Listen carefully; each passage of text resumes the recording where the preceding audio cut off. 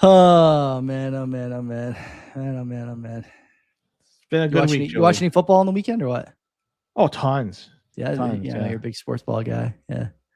We're talking about soccer, right? NFL and college, both running tonight too. Actually, I'll be watching some of that while I cut up this show for sure.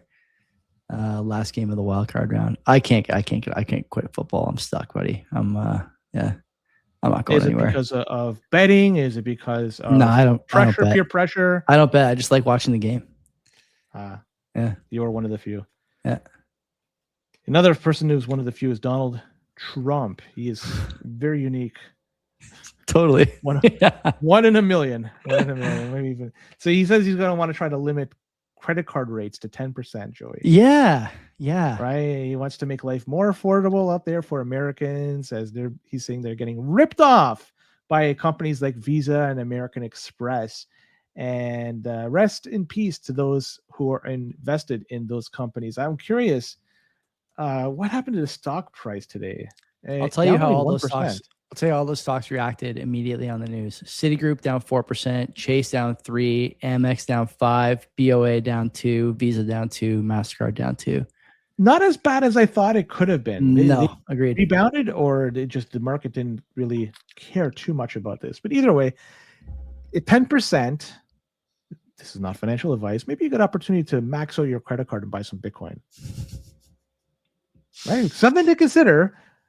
And so this is, credit card companies, maybe they've been gouging for some time, right? But going to 10%, it's going to make it hard for them to do business the way they're doing it right now. Yeah. They have clients out there, deadbeat customers who are not fucking paying. And so that's why they're charging these high rates, so that they could potentially make more than what they lose.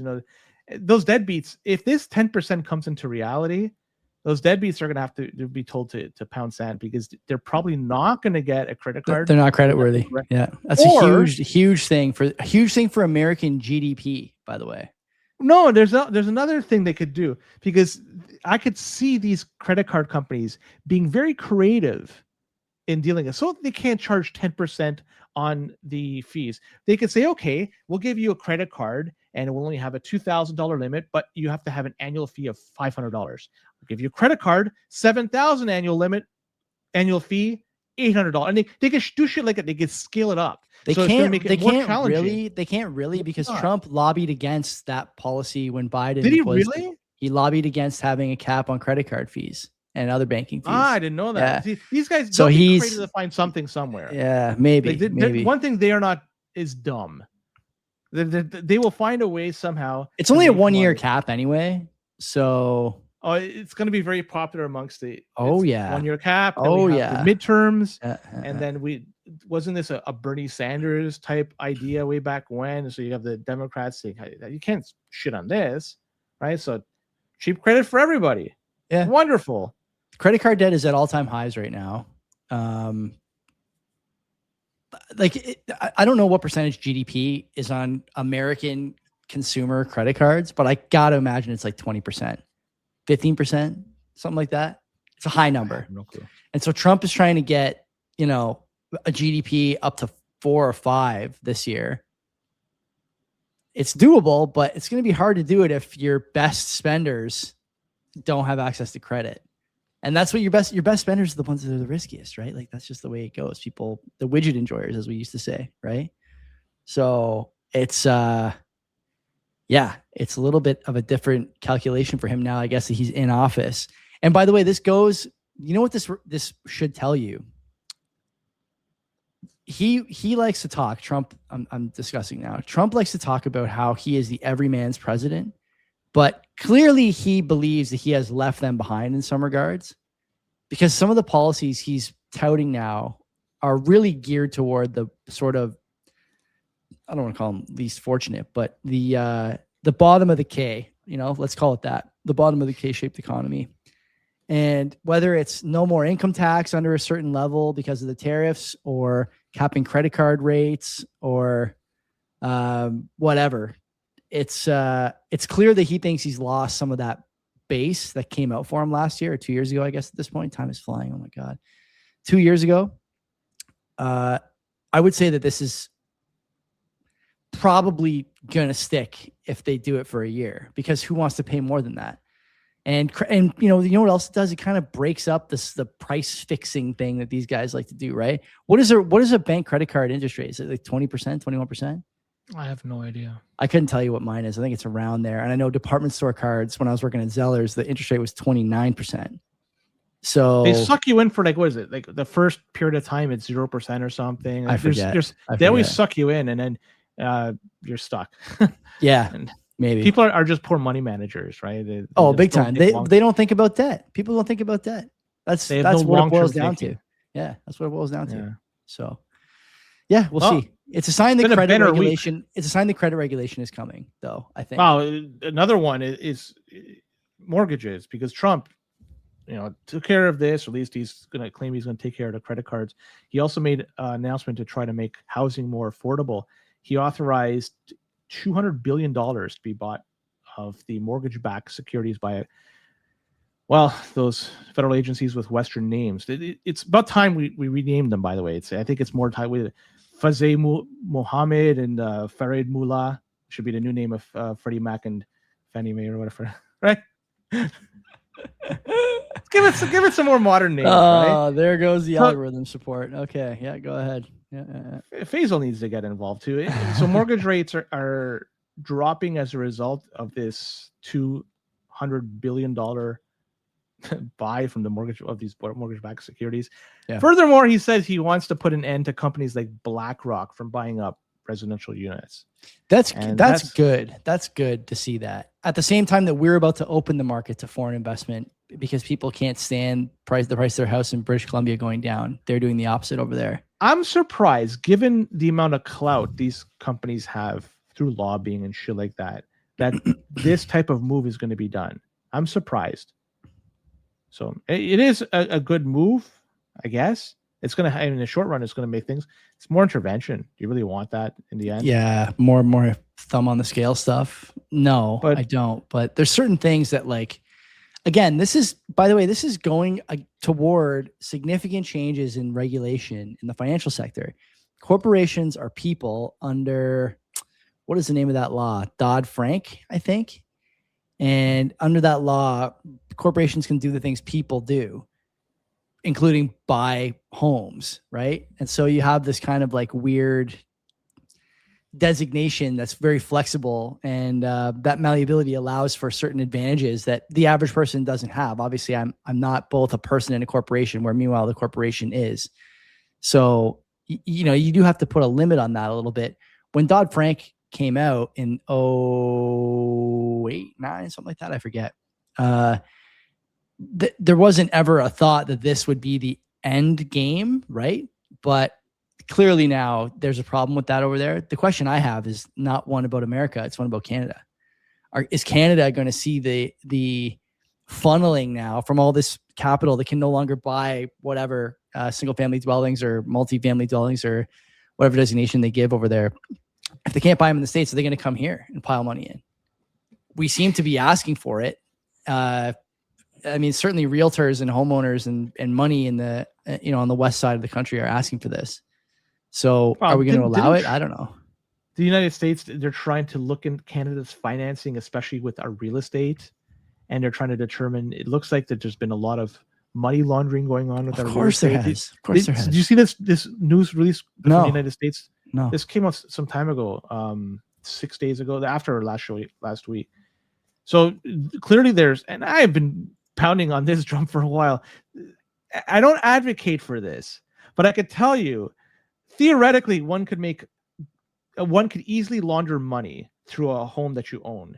You have a home, you have dirty money. One way to make it clean, improve the house somehow. Buy a new roof, buy something, pay all cash. The price, the value of the home's gone up. You sell it, it's fucking washed clean.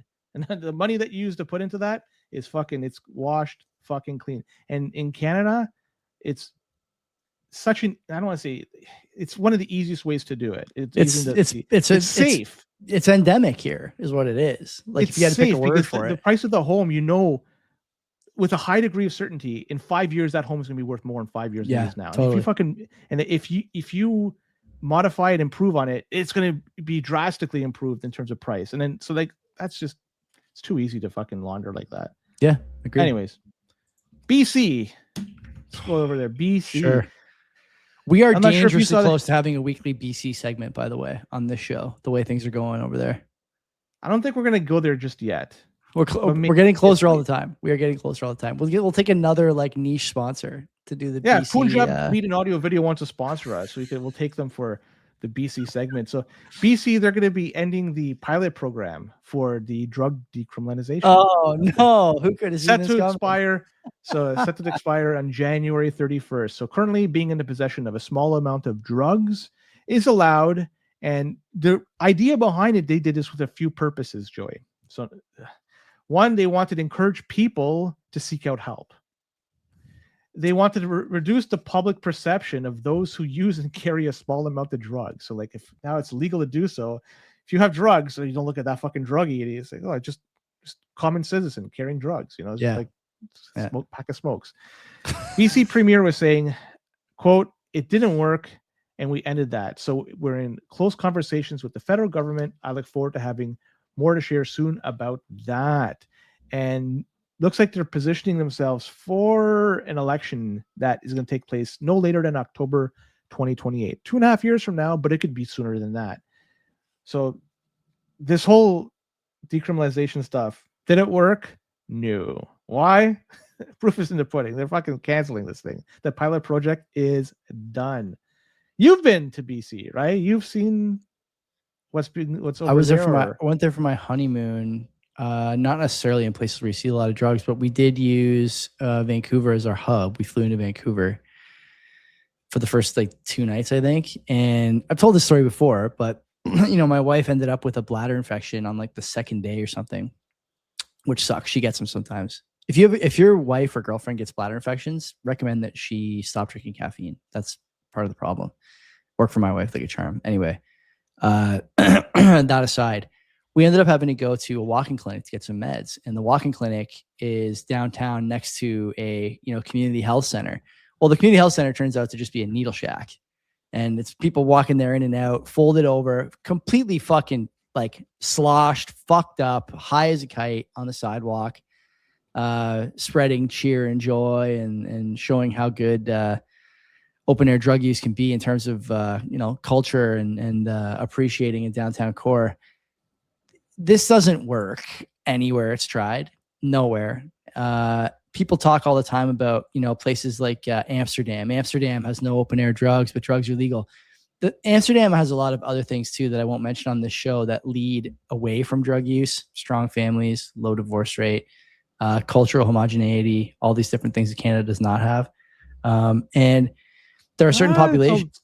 There's been a lot of changes in the past little while in all of Netherlands. Yeah, maybe not Amsterdam. Exactly. Netherlands, and there's a big change. Maybe. And I would also note that there's a certain culture that allows for open air drug use and a certain culture that does not, right? And Vancouver has embraced this culture of demonizing anybody who says that people using drugs in the street is not part of living in a big city. Well, obviously it's not. And by the way, you said it. There's an election coming up at some point. These guys want to win, and so they have to clean things up. This is the best way to do it. Why did it take this long? I don't know. But you can't. Maybe the Chinese premier's coming over, and they have to clean up the streets.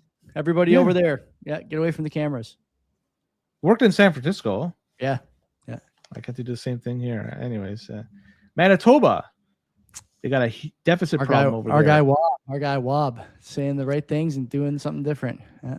This is a report by the Winnipeg Sun saying that the provincial deficit is 2 times higher than what was just reported 3 short months ago. Yep. And they say it's not market conditions, Joey, but they say unexpected expenses such as forest fires, garbage, and low water levels affecting Manitoba hydro sales. Amazing. They try and blame climate change for all their fucking stupid decisions. I can't stand these people. Cannot stand them. These guys, they promised a balanced. This guy a prime ministerial hopeful, by the way. Wob, like he's got his eyes on Sussex Drive.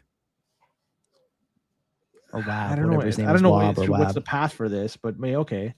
They were saying that they're going to promise a balanced budget before the next election. Next election is going to take place October 2027, and I'm not sure how they're going to be able to achieve that balanced budget without massive increases in taxes or massive cuts, or maybe a combination of the two.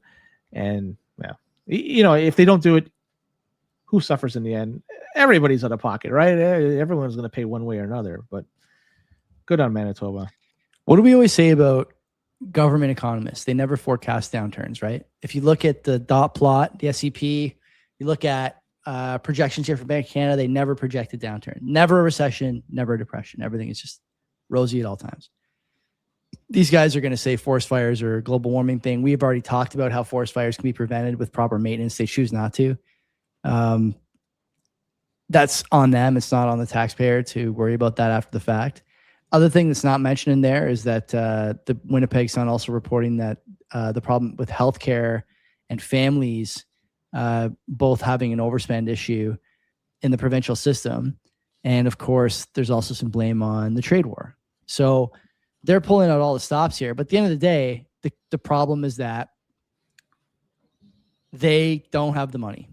And the forecast assumed that property taxes would be up 40% over 4 years. I don't know if you saw that number. It's not going to happen. Isn't it true that most jurisdictions now are going to have a problem with the highest income earners leaving or finding ways to shelter their income from taxes? More and more people. Happened? It has, but that becomes more prevalent, right? Exactly. It's pushing down the ladder now a little bit. And I just don't think there's any, like, looking at some of the stuff in the report here, like, how did you not project this? Well, the fact is that you should have projected it. It shouldn't be up to the newspaper to find out that you missed budget by 100%. The original deficit forecast was $794 million. Now it's $1.6 billion. $1 billion. For Manitoba, man. I know there's nothing even there. What are you building? Aside from the Blue Bombers, right? God, just unbelievable mismanagement from them. On the bright side, at least I won't have to see much of that premier for a while. Presumably, he'll be in the shadows for a bit. Well, let's talk about a nut job in Calgary. And she was filmed throwing one of those construction pylons off the balcony of her 14th floor condo. And it's not one of those rubber pylons that you just, you see the soccer practice or something. These are the ones they use for diverting diverting traffic, right? And, when you have long-term lane closure, these fuckers weigh 13 pounds, Joey. 13 pounds tossed off the floor of the 14th floor condo. Luckily, nobody was hurt. Zero regard for human life. People could have been killed. And it's for these social media stunts. They want to get fucking views. They want to get monetized. They want to get paid for shit. It's too bad. And it's not the only one. We had the chair lady back in Toronto a few years ago tossing a chair. Yeah. It was she was in Drake's apartment or something, was she not? I thought it was like I can't remember. I thought there was a tie-in with Drake somehow. I was just thinking that, but I don't remember the exact details. Crazy. How does this happen? It's fucking bullshit. Yeah. I don't know. It's like people are just mentally fucking ill to do that. I wouldn't even fucking take a piss off a balcony, and taking a piss is fucking bad off a balcony. But at the very least, all it would cause is just people being, they're kind of sick from that. But you throw some hard object, 13 fucking pounds, you could kill somebody for sure. And what was the punishment here? What was the punishment here? Doesn't say. She just charged. That's it. Bad. That's so bad. There's certain like antisocial in the technical sense behaviors that I think like are too hard to come back from in terms of it's like a personality flaw, How can you put that person back into polite society? Put her on the 13th floor, so one below. That way it's a little bit less damage. You're not allowed to have any apartments above the first floor. You have to be on the ground floor of all apartments from here on out. All right, I'm gonna butcher this fucking name. Kayano Vafanian. Okay. Vafanian. And he was a 26-year-old Canadian died December 30th, 2025. This is a crazy story. This is absolutely And insane. It's from the MAID program. The guy was apparently approved for MAID back in 2022, but his mom at that time worked very hard to make sure that the story went public, and he was dissuaded at that time to move forward with the procedure. But you know, he had some medical issues. He had diabetes, depression. The diabetes led to one of his eyes being blind, but still, you know, I don't have these issues, right? It's easy for me to say, but the guy unfortunately decided he had enough. He changed his mind, and he was put to rest. 26-year-old dude. And if you look at it, aside from being depressed and having diabetes, he was a healthy dude, right?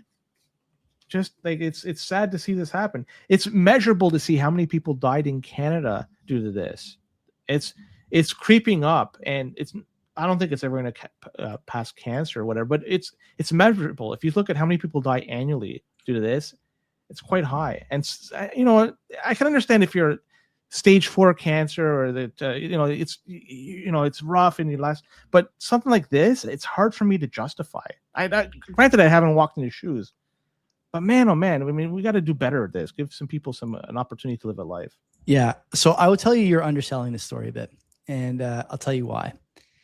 In 2022, you mentioned that he tried to make a MAID appointment. His mother, Margaret, God bless this woman, intervened publicly. Appointment was canceled. First doctor that he had told him, "You can't get MAID. You're young and healthy." Well, Then he finds Ellen Wiebe. Okay, Wiebe. Ellen Wiebe is her name Wiebe? Wiebe.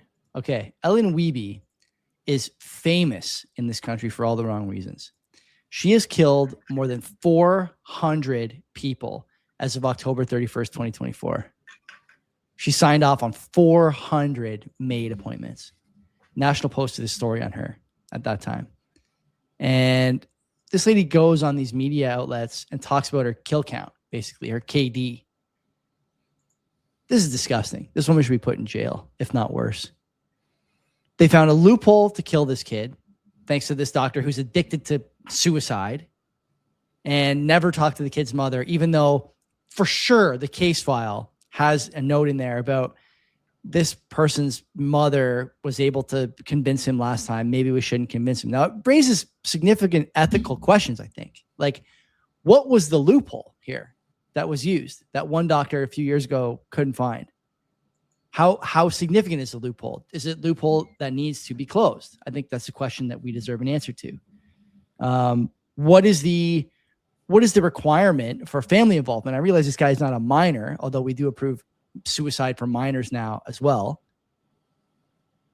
Should you have to call someone's loved ones, his next of kin? You demand a next of kin when you're admitted to a hospital for some reason. So why not ask for a next of kin for a decision like that? Especially one that's got, you know, a psychological and, dare I say, you know, spiritual element to it, you know?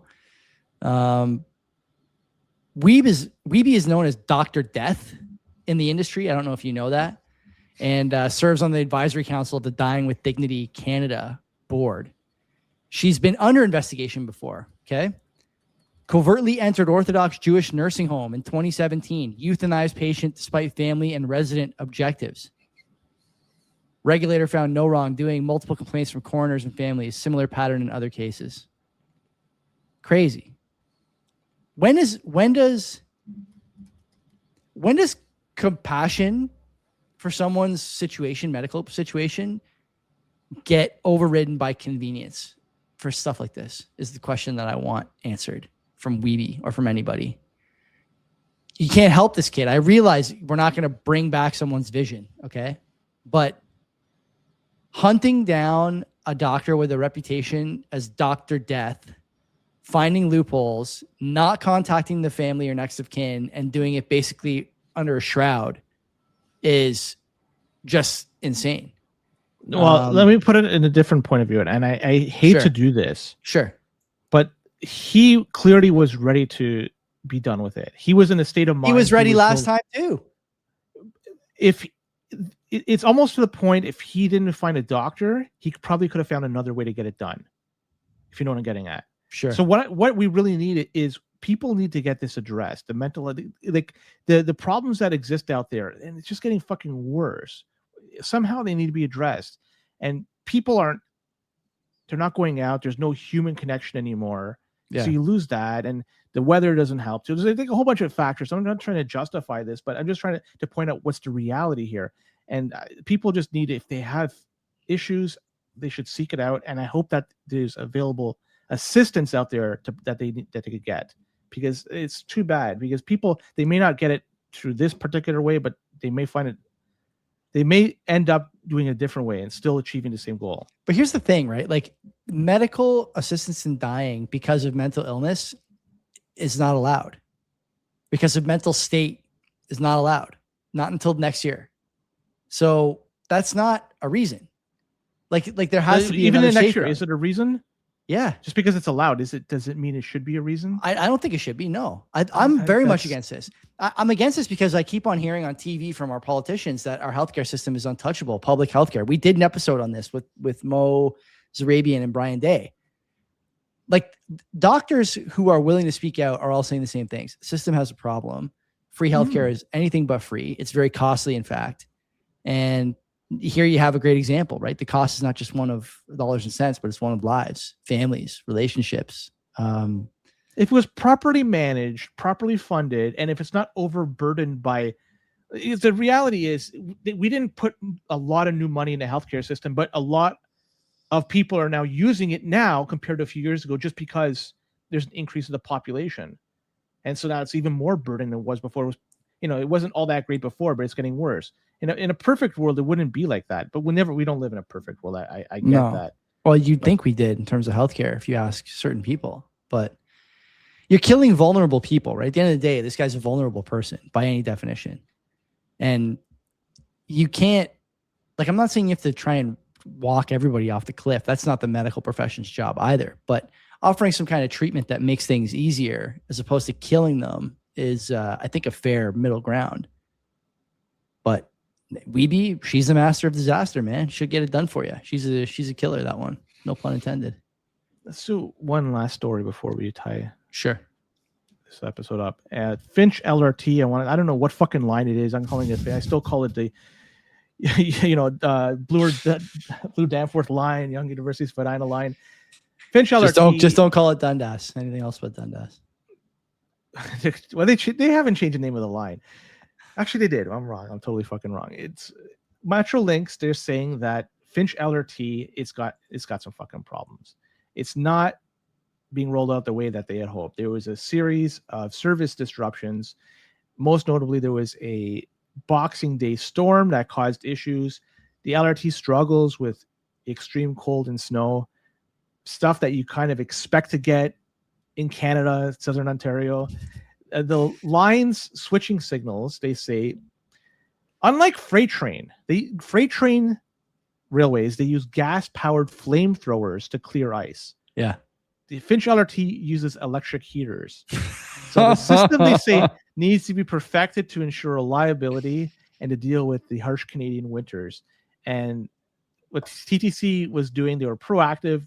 They launched this LRT, but they also had a full bus schedule running, a full parallel bus. So they're running two fucking services. These guys are the best. They're the best. During this wrap-up phase. And riders are saying it takes a long time. Originally, it was 34 minutes was a projection from end to end, 50 minutes plus, over an hour in certain cases. This is all, if you recall, I recall this vividly. David Miller, this was his fucking thing. He wanted to create this crosstown stuff. He wanted to rake the city with LRT.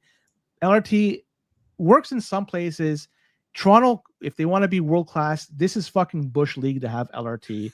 The total cost for Finch LRT, $3.7 billion. Crazy. Think of how many people could what a chunk of jobs, change. Oh food, shelter, all that stuff, and you're still running buses alongside this. It's fucking pathetic. What could I say? mean, we did just talk about how they couldn't figure out that they got warm and cold and wet in the fall, right, when they were painting the the bus lanes or whatever. In Rome, Italy, Yeah. they just opened a new station adjacent to the Colosseum. It opened up in the past 2 weeks or so, 2-3 weeks.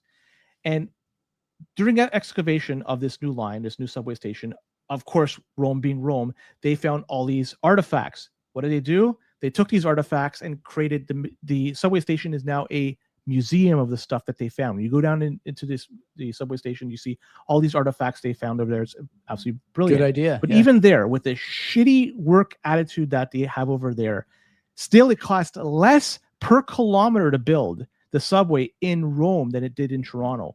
Yeah. Why is it like that? That's fucking pathetic.